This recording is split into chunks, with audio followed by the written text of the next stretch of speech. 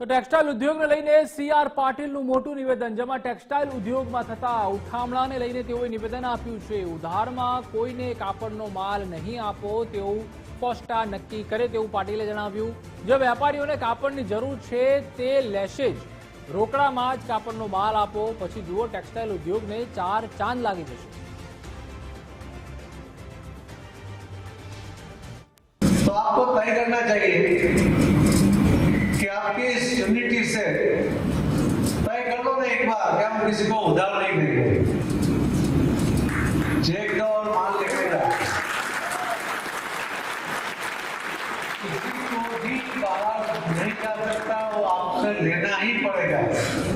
मगर प्रॉब्लम क्या है कि हम तय करेंगे, फिर बाहर जाके वो बोलेगा नहीं मेरा तो रिश्तेदार है, तो मेरी फॉर्म है, बात नहीं किया.